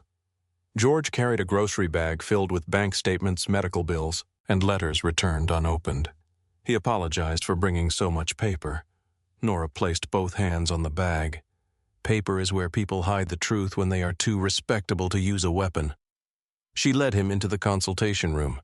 By the end of the first week, the center had received 47 calls. Some involved theft. Some involved neglect. Some came from frightened employees who had watched supervisors alter records. Several came from elderly people who wanted nothing more complicated than the right to leave a building without asking permission. Claire listened to each story. She began to understand that Silver Oaks had not been an isolated horror. It had been one version of a larger weakness in the system. People who were old, alone, poor, or ill were easy to describe as confused. Once their voices were doubted, everything else could be taken. Their money, their homes, their medicine, their choices, sometimes their lives. Nora became the center's most demanding reviewer. Every report passed across her desk. She circled vague language in red ink. Do not say the resident appeared upset, she told one attorney. Say she cried when the guardian refused to let her call her son. She crossed out the word elderly in another paragraph. Her age is not the problem. The theft is the problem. When a young volunteer referred to a resident as sweet, Nora looked over her glasses. She may be sweet. She may also be difficult, rude, stubborn, and entirely entitled to her own bank account. Claire heard Nora's voice moving through the office each day and thought of the frightened woman who had once asked permission to eat a bowl of soup. Nora had not become stronger after Silver Oaks. The strength had always been there. People had simply tried to name it confusion. The investigation into Calvin Mercer continued through the summer. Federal agents seized records from 10 facilities across 3 states. Families learned that homes had been sold through companies controlled by Mercer's associates. Insurance policies had been created without clear consent. Medical charts had been changed after residents died. Captain Robert Hale began cooperating within days of his arrest. He provided recordings of meetings, lists of payments, and messages from Senator Thomas Weller's staff. Hale insisted he had never known residents were being killed. The evidence suggested otherwise. Senator Weller resigned before the first indictment was announced. He appeared outside the state capitol with his wife beside him and declared that political enemies had distorted ordinary charitable relationships. 2 weeks later, federal agents entered his home before sunrise. The news showed him leaving in handcuffs beneath the same cameras that once followed him into charity dinners. Nora watched from a chair in Belafonte. He looked smaller, Claire said. He was always that size, Nora replied. People only stood farther away. Mercer remained in federal custody. His attorneys argued that every death had medical explanations and every financial transfer had legal authorization. Then Beth testified. Walter Briggs testified. Evelyn Harper's daughter testified. A former bookkeeper produced a private ledger showing payments to doctors, judges, police officers, and political consultants. The pattern became impossible to dismiss. Not every death could be charged as murder. Records were missing. Bodies had been cremated. Witnesses had died. Some families would never know exactly what happened. Claire struggled with that more than she expected. She wanted each name in Nora's book to end with certainty. Instead, justice arrived unevenly. A property returned here, a conviction there, a family receiving an apology from an agency that had ignored them, a grave reopened, a case closed without enough evidence. Nora understood before Claire did. A record does not bring a person back, she said one evening, but it prevents the people who harmed them from deciding the final story. Claire looked at the blue ledger resting inside a protective case. The pages had been copied for investigators. The original would eventually become evidence at trial. Nora had asked that it be returned to the families afterward. "Where will you keep it?" Claire asked. "Somewhere people can read the names. Not in a vault. Names do not need darkness." Claire returned to nursing school in September. On the first morning, she stood outside the clinical building holding a new set of scrubs. She had imagined this moment for years. In those imaginings, she always felt triumphant. Instead, she felt afraid. She was older than most of the students. Her knowledge had gaps. Her last hospital experience had been watching her mother die. Adrian waited across the street beside his car. He had offered to drive her. Claire had refused. He came anyway, but he did not cross the road. He remained far enough away that the choice to approach belonged to her. Claire watched him for a moment. Then she crossed. "You are following me. I am standing. Near my school. It is a public street." She looked at the coffee in his hand. "Is that for me, yes?" "You could have said so. You looked like you were deciding whether to run." Claire accepted the cup. "I was not going to run. I know. You do not know everything." "No." The answer came more easily now. Months earlier, Adrian would have claimed certainty. He would have turned concern into an order. Now he waited. Claire took a sip. The coffee was exactly how she drank it. "Are you coming inside?" she asked. "Do you want me to?" She looked toward the entrance. "No." He nodded. "I will be at Belafonte." Claire started to walk away. After several steps, she turned. "Adrian." He looked at her. "Thank you for the coffee." Something softened in his face. "You are welcome." She entered the building without looking back again. Adrian remained until the doors closed behind her.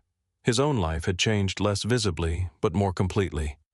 The information he gave federal authorities led to investigations of shipping contracts, illegal collections, and businesses he had spent years insulating behind other names. Several men left his organization. One tried to take control of the riverfront routes. Another threatened Marcus. Adrian refused to answer every challenge with violence. It cost him territory, money, and fear. Fear had once been his most reliable currency. Without it, some people believed he had become weak. Marcus did not. "You are discovering something unpleasant," Marcus said one evening. Adrian looked up from a stack of legal documents. "What respect is slower than fear?" Adrian returned to the papers. Fear was simpler. "Yes." "Do you miss it?" Marcus considered the question. "I miss sleeping without lawyers calling." Adrian almost smiled. Belafonte remained profitable. The private meetings in the rear dining room became less frequent. In their place came foundation dinners, legal consultations, and families who needed somewhere quiet to talk. Adrian kept one rule. No center employee would be pressured to accept donations tied to conditions. Claire had written that rule herself. Adrian signed it without argument. Silas Grant's debt company became part of the federal investigation after Marcus found payments connecting it to a Mercer holding company. Grant had purchased medical debts from vulnerable families, inflated balances, and used threats to pressure them into signing property claims. Claire's account was reviewed by a consumer protection attorney. The original hospital balance had already been paid years earlier. Most of what remained consisted of illegal fees and invented interest. The debt was declared invalid. Claire received the letter at the center. She read it alone in Nora's office. For nearly a year, Grant had controlled where she worked, how much she slept, and whether she felt safe walking home. Now the amount written in red at the bottom of the page was 0. She expected relief. Instead, she began to cry. Nora entered and found her sitting at the desk. Without asking, she closed the door. Claire handed her the letter. Nora read it. 0, she said. Claire laughed through tears. It was never real. The fear was real. Claire pressed both hands against her face. "I lost years to it." Nora sat beside her. "You survived years of it. That does not feel like winning." "No." Nora placed the letter on the desk. Freedom often feels empty before it feels light. Claire stayed there until the office closed. That evening, Adrian found her alone at Belafonte. She sat at the same table where Nora had eaten her first bowl of soup. The letter lay beside her. Adrian read it. "You are free of Grant." "Yes." He sat across from her. Claire looked at him. You could have made him disappear the first night. Yes. I thought about asking you. I know. I hated myself for thinking it. You wanted the fear to stop.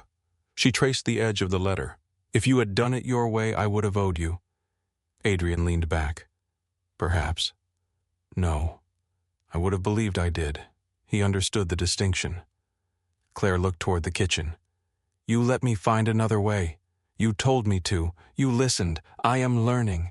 She met his eyes. That is not the same as changing. No. But it is a beginning. Adrian did not reach across the table. He had learned that waiting could also be an act. Claire moved her hand first. She placed it on the table between them. Adrian looked at it. Then he covered it with his own. His palm was warm. The scars across his knuckles had faded but had not disappeared. Claire turned his hand slightly. You still carry a gun? Yes. Do you still use it? When necessary. That answer is too easy. I know. She looked at him. What are you afraid of? The question caught him unprepared. Adrian stared toward their joined hands. Losing the people I protect, that is not all. No. He drew a slow breath. I am afraid that without fear, people will see there is nothing underneath. Claire tightened her fingers around his. There is something underneath. You do not know that. I am beginning to. Their first kiss came weeks later. There was no rain, no danger, and no grand confession. Claire had finished a late shift at the center. Adrian waited outside with an umbrella because the forecast had promised a storm. She told him she could walk alone. He said he knew. They crossed the street together. At Belafonte's door, Claire turned. You asked permission for everything today. I am trying to avoid another argument. That is disappointing. Adrian looked at her. You enjoy the arguments. Some of them. The rain struck the umbrella above them. Claire stepped closer. Adrian did not move until she touched his coat. Then he lowered his head. The kiss was careful at first. Not because desire was absent, because trust was present and still fragile. When they separated, Claire remained close. This does not mean you can decide things for me. I assumed it meant exactly that. She stared at him. The corner of his mouth moved. Claire realized he was joking. You are terrible at that. I have not had much practice. She kissed him again. Their relationship grew without becoming simple. Claire questioned where Adrian's money came from. Adrian disliked explaining every decision. They argued about security at the center, his remaining associates, and whether people could truly leave the world he had built. Sometimes Claire walked away. Adrian let her. Sometimes Adrian became silent. Claire refused to mistake silence for strength. They returned to the same conversations until the answers became more honest. Nora watched the relationship with undisguised impatience. You both behave as if trust is a courtroom, she told them. Not every feeling requires cross-examination. Claire looked at Adrian. He started it. Adrian raised his coffee. I was not speaking. That is how you start most things. 1 year after Nora entered Belafonte, snow returned to Pittsburgh. It began before sunset, soft flakes drifting across the river. By evening, the sidewalks had turned white. Belafonte was full. The rear tables held business owners, attorneys, nurses, and several families connected to the center. Near the entrance, a small sign had been added beneath the menu. No one leaves hungry. Ask for the house bowl. Claire had written the words. Adrian had insisted the sign remain small enough to protect the dignity of anyone who needed it. Nora sat at her usual table wearing the red scarf. The blue ledger rested inside a leather case beside her. She was reviewing testimony for Mercer's trial and correcting an attorney's grammar. The front door opened. Cold air entered the room. An elderly man stood beneath the doorway. His coat was wet. A plastic grocery bag hung from one hand. The host approached. The man looked at the menu, then at several coins in his palm. I may have the wrong place, he said. Claire heard him from the service counter. She crossed the room. What were you looking for? Something warm. His eyes moved toward the dining room. I do not want trouble. You are not causing any. He opened his hand. I do not think this is enough. Claire looked at the coins. Then she looked toward Adrian. He stood near the kitchen doors. He did not speak. He did not need to. Claire pulled out a chair. For soup? The man nodded. You have exactly enough. He sat slowly. Claire brought him coffee bread from the oven and a bowl of chicken soup, the same order Adrian had given 1 year earlier. The man lifted the spoon. Around him, the restaurant continued moving. No one stared. That was part of the rule. Nora watched from her table. After several minutes, she opened her purse. She removed 3 $1 bills, 1 dime and 4 pennies. She walked to the counter and placed them on the marble. The coins made small, clear sounds. Claire stared at them. You kept the money. Adrian returned it to me that first night. Nora glanced toward him. He said I had not bought anything. Adrian approached. Nora pushed the money toward Claire. This is not payment for my soup. What is it for? Nora looked at the elderly man. He had broken his bread in half. 1 piece remained beside his bowl. For the next person. Claire picked up the money. $3.14. The amount had once represented everything Nora possessed. It had crossed a counter while strangers decided whether she deserved warmth. Now it rested in Claire's hand as a promise that the question would never need to be asked in that room again. Adrian brought a small glass jar from beneath the register. Claire had never seen it before. A paper label had been attached to the front. For the next person. She looked at him. When did you make this? This afternoon. You knew Nora was going to do this. No. Nora smiled. He is learning to prepare without controlling. Claire placed the money inside. The coins settled at the bottom. Several people nearby had gone quiet. Not the frightened silence that once followed Adrian through every room. This silence held recognition.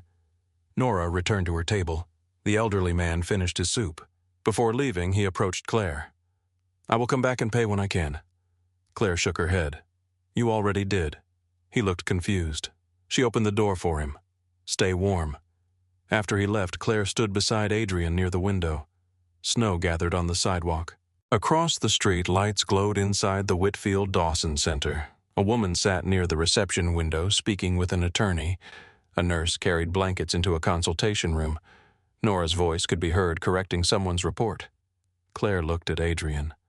My father would not recognize this life, no. Would he be proud of you? Adrian watched the snow. I do not know. Claire slipped her hand into his. I think he would be angry first. That sounds like Jack. He would ask difficult questions. He taught me how. And then Adrian looked at her. Then I hope he would stay long enough to hear the answers. Claire rested her head against his shoulder. For years, Adrian had measured power by the number of doors that opened when he approached. Now the door behind him opened for people who had nowhere else to go. He had not erased the man he had been. Claire had not forgotten the truth about her father. Nora had not recovered every stolen name. Some wounds remained. Some cases remained unsolved. Some nights Adrian still woke hearing gunfire at the harbor. Some mornings Claire still reached for a debt notice that would never arrive. Nora still hid bread in her purse without realizing it. Healing had not turned them into different people. It had given them room to choose what those people did next. The kitchen bell rang. A fresh bowl of soup waited on the counter. Claire released Adrian's hand and carried it toward the dining room. Adrian watched her move between the tables. Nora looked up from her papers. Outside, snow fell over Pittsburgh. Inside, the soup remained warm, and beside the register, $3.14 waited for the next person.